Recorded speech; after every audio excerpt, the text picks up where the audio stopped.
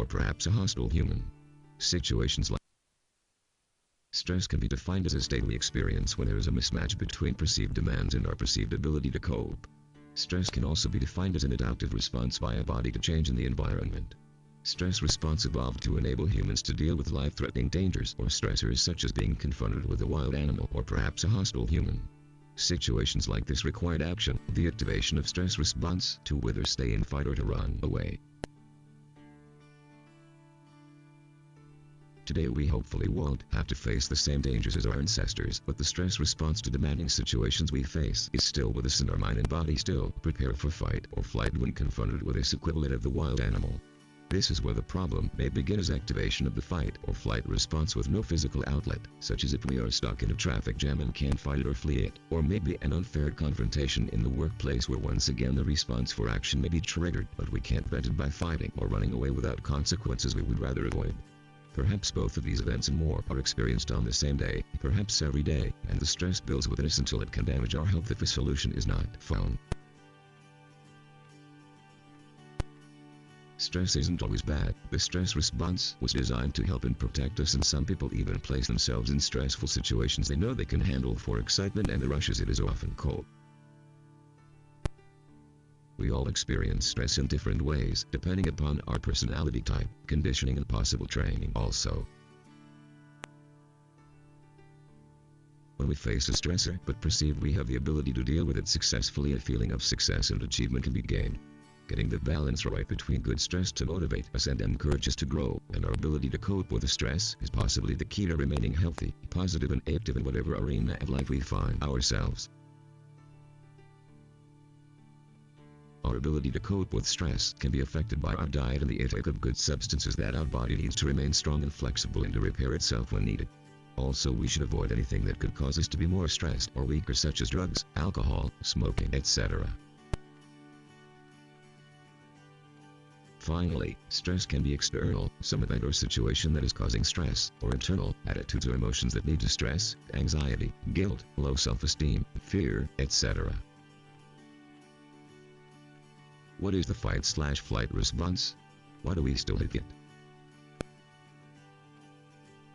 The fight or flight response is a physiological reaction and is the body's response to a stressor. Changes in hormones prepare a person to either stay and deal with a stressor or to take flight/run away. This immediate state of alarm is when the body prepares to take action, and in this state a person will be extremely alert to their surroundings, but also very anxious and possibly unable to concentrate. The body will slow down systems not vital in responding to the stressor, such as the digestive system, which is why a person in a fight or flight situation may have a dry mouth and a nervous/upset stomach.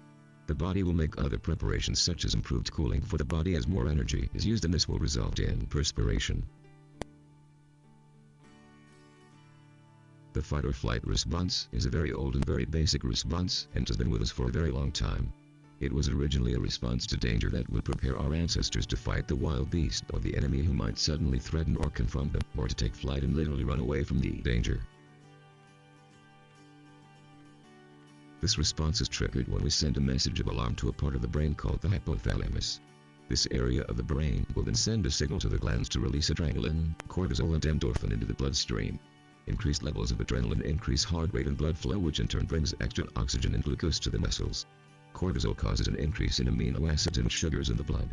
Amino acids are crucial for the repair and recovery of damaged tissues which may occur under stress, and the blood sugar adds to the availability of glucose, fuel, for the body.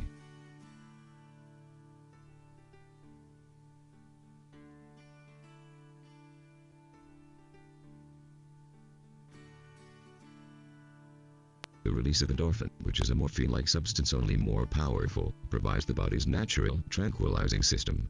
Pain is blocked and a feeling of euphoria may be experienced, both helping to get the body through the situation it may find itself in due to stress. Once the initial stages of this fight or flight response are over, a person will have a psychological reaction to the stressor which will be based upon many variables including personality type, conditioning, age, physical and mental ability, and their knowledge relevant to the situation to be dealt with. It is very often the resulting symptoms of this fight or flight response kicking in that we tend to call a panic attack. What actually happens is that we may be in a situation where we can't fight or flight, such as a meeting or on a train, and so we become more and more anxious and may feel as though we will pass out or be sick, or any one of a number of responses. What often happens then is we find we have a desperate need to urinate, and that is another way the subconscious mind will sometimes attempt to gain our attention and force us to leave the arena in which we find ourselves at the time. It is normally the feeling of not being able to escape, knowing that we might have this strong feeling to fight or flight that causes much of the anxiety and expectation of problems for most people who find they need help to overcome their problem.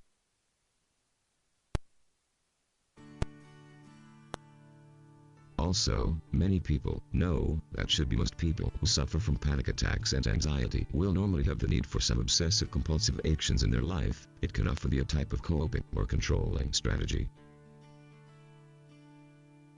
Why hypnotherapy is totally different from any other form of therapy. Hypnotherapy is different from any other form of therapy because of the way in which the therapy part happens while one is in hypnosis. Put another way, hypnotherapy is a very effective combination of hypnosis, a trance or altered state of mind and deep relaxation, and the chosen therapy, which might be, for example, suggestion therapy, regression, ego states therapy, neuro-linguistic programming, or hypnoanalysis.